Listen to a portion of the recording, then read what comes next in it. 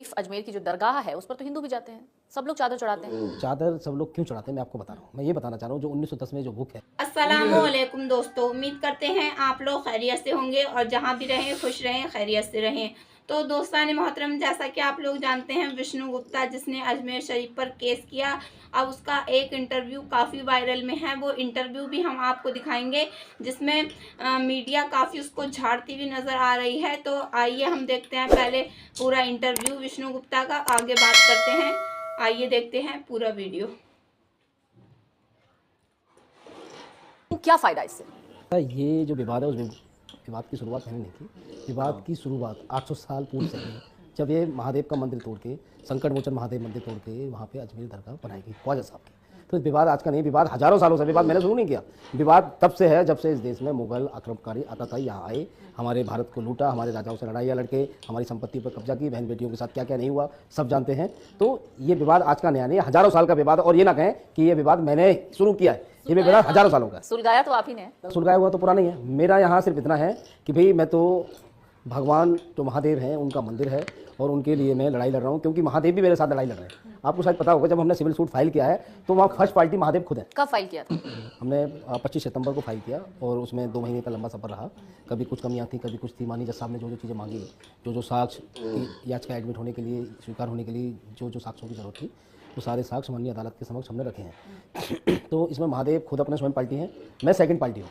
ये केस महादेव खुद लड़ रहे हैं, मैं तो बस नियमित मार्थ हूँ, उनके साथ सहयोगी हूँ, क्योंकि महादेव खुद नहीं आ सकते, तो इसलिए उन्होंने हमें भेजा है। हम उनके भक्त हैं। जैसे राम मंदिर के भी केस में देखेंगे तो वहाँ रामलला विराजमान फर्स्ट पार्टी थे, उनके केस की तरफ से कोई दूसरे करेंगे। हमारे संविधान में भगवान को जीता जागता व्यक्ति माना गया है, क्योंकि हमारे कोई मंदिर होता है तो मंदिर में आप देखोगे जब मूर्ति स्थापना होती है तो मूर्ति की प्राण प्रतिष्ठा होती है अच्छे से, तो वहाँ जीवित माने जाते हैं प्रभु। लेकिन प्रभु हर जगह मौजूद नहीं हो सकते, इसलिए उनके लिए उनके भक्त ही लड़ाई लड़ते हैं।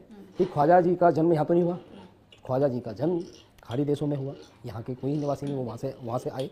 और यहाँ पे मोहम्मद गौरी ने यहाँ क्या क्या किया जग जाहिर है। और आप ये भी देखें, इतिहास में ये भी लिखा है कि पृथ्वीराज चौहान से कई बार लड़ाइयाँ लड़ी, पृथ्वीराज चौहान ने कई बार उनको छोड़ा, और एक बार पृथ्वीराज चौहान उनसे हारे तो उन्होंने माफ़ नहीं किया, उन्होंने मार दिया उनको, उनका कत्ल कर दिया, बेरहमी से कत्ल किया, सबको पता है। तो मैं यही कहना चाहता हूँ कि हमें न्याय चाहिए। न्याय मांगने के कैसा न्याय चाहिए? मतलब इस याचिका से आप क्या चाहते हैं? हम याचिका से चाहते हैं कि वहाँ सर्वे होना चाहिए, और सर्वे होकर जो लोग अभी दबी जमान में कह रहे हैं कि वहाँ महादेव का मंदिर हुआ करता था, वो साबित हो जाए वहाँ महादेव का मंदिर ही था, और अभी भी वहाँ महादेव की आकृति और महादेव का चित्र वहाँ मौजूद है।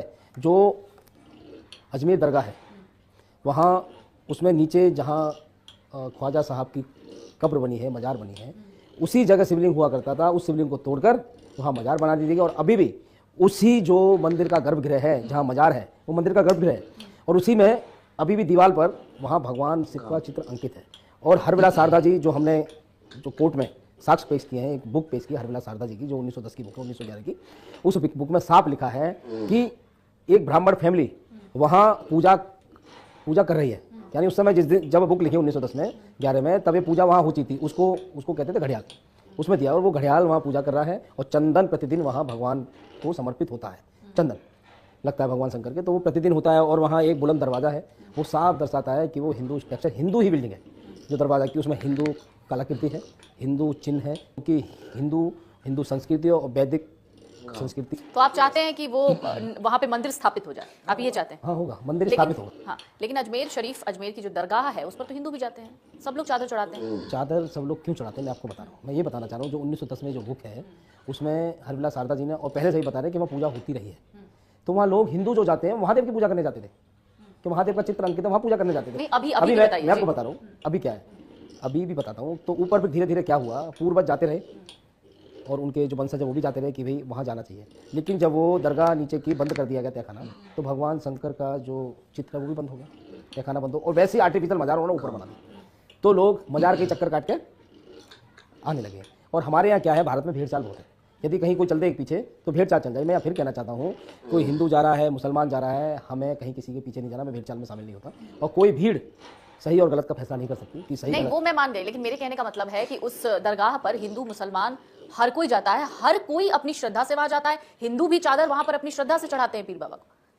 तो हिंदू श्रद्धा से जाते हैं, मैं मान सकता हूँ, लोग जा रहे होंगे, लेकिन जब हिंदुओं को ये पता चलेगा कि ये भगवान शंकर का शिवलिंग है। तो श्रद्धा में कमी तो होगी सुनिए नहीं। मेरी बात, हाँ। सुनिए मेरी बात। तो कोई जाएंगे, श्रद्धा से जाएंगे ना। श्रद्धा जब से पहले भी जा रहे थे ना। भगवान शिव का शिवलिंग दोबारा स्थापित हो जाएगा उस समय भी जाएंगे।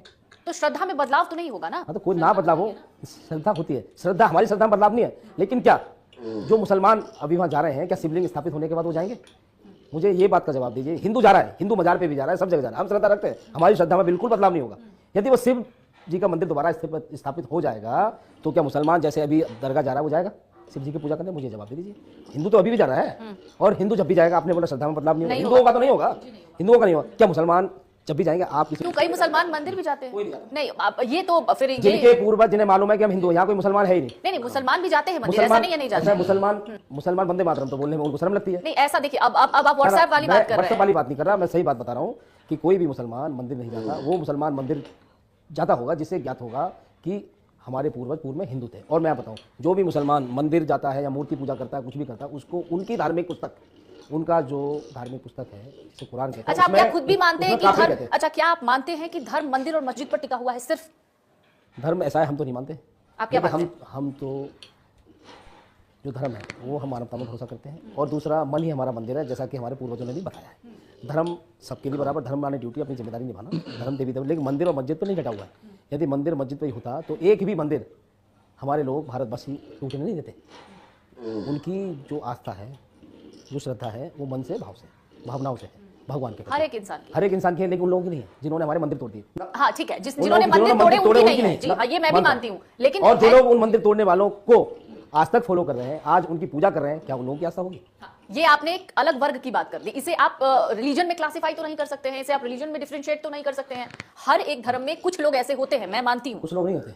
आपको लगता है धर्म, पूरा धर्म ही मैं वैसा बता होता रहा है? हूँ, मैं बता रहा हूँ, हमारे जितनी भी पुस्तक हैं, हिंदू सनातन संस्कृति की जितनी पुस्तक, आप उसमें एक ये बताइए कि आपको सिर्फ भगवान विष्णु को मानना और दूसरे को कुछ नहीं मानना, दूसरे को मार दो, दूसरे को काट दो, कुछ। हम सबकी पूजा, हमारे स्वतंत्रता इतनी, आप कहीं पे भी कर सकते हो। लेकिन दूसरे में क्या है, दूसरा धर्म जो आप बता रहे हो, हम इस्लाम की बात कर रहे हैं, इस्लाम में साफ लिखा है कि भाई यदि आप मोहम्मद साहब और अल्लाह के अलावा किसी और को पूजा करोगे या जाओगे और उसमें आस्था रखोगे तो आप कहलाओगे काफिर। अच्छा, ये और कहाँ काफिर- लिखा है? ये लिखा हुआ कुरान में लिखा है। मैं कुरान में ऐसा कुछ नहीं सर्च कर लिखा। लीजिए, नहीं लिखा। मुझे पता है। आप सर्च कर लीजिए, गूगल पर सर्च करिए काफिर। ऐसा लिखा है काफिर कुरान का में मतलब कि क्या जो अल्लाह को नहीं हाँ, मानेगा हाँ, वो काफिर काफिर होगा, ऐसा कहीं नहीं लिखा है कुरान मैडम, में। आपको आप सर्च करो, वो कुछ मैं बताती हूँ आप सर्च कीजिए, आपको। आप सर्च कीजिए, चलिए, ये तो आप सर्च एक कीजिए। विवाद का मुद्दा है, विवाद लेकिन का- ऐसा आप कहीं सर्च नहीं कीजिए, लिखा है। किसी भी काफिर कौन धर्म होता है? ग्रंथ में। काफिर कौन होता है? काफिर शब्द कौन- काफिर शब्द काफिर जो का है, मतलब क्या है? काफिर का जो शब्द है वो आप उस तरीके से देख रहे हैं जो काफिर का मतलब क्या है? आतंकवाद का शब्द आप यहाँ पर सामने ला रहे ना, हैं। काफिर कुरान में आतंकवादी ऐसा कहीं भी नहीं लिखा कि जो अल्लाह को नहीं मानेगा वो काफिर होगा, काफिर है। ऐसा कुछ नहीं लिखा है। जो उनके देवताओं के अलावा किसी और को मानता है, नहीं, वो ऐसा कहीं वो कुरान में शैतान नहीं को लिखा है। मानता ऐसे आपको पता है? मुस्लिम धर्म में भी, इस धर्म में मैं भी सर्च कई करके लोग दिखाता ऐसा हूँ, मानते काफिर हैं, को लेकिन ये क्या? गलत है। मैं दिखा देता हूँ जी, आप दिखाइए मुझे। काफिर का मतलब, और आप भी सर्च करो। हाँ, मैं कर लूंगी, आप दिखाइए, आप कुरान है, देखोगे तो मालूम पड़ जाए, ढूंढने की कोशिश करता हूँ। आप मुझे भेजिएगा जरूर, मैं भी देखना हाँ, चाहती हूँ। ठीक है, आप अब एक सवाल मेरा है आपसे ये कि आपने ये मुद्दा उठाया, बहुत अच्छी बात है, आप अपने धर्म के लिए आगे बढ़ रहे हैं, मंदिर के लिए आप आवाज उठा रहे हैं कि हमारे साथ नाइंसाफी हुई है, बहुत अच्छी बात है। आप जैसे बहुत कम लोग इस तरह की बात सामने लाते हैं, लेकिन आपको धमकी भी कल दी गई है, उसके बारे में मैं जानना चाहती हूँ, क्या कहा गया आपको और किसने दी है धमकी? शायद धमकी वही लोग देने वाले हैं जो नहीं चाहते कि अजमेर दरगाह की सच्चाई सबके सामने आए, मंदिर का सच सबके सामने आए, महादेव की आकृति और महादेव का मंदिर है वो जग जाहिर हो।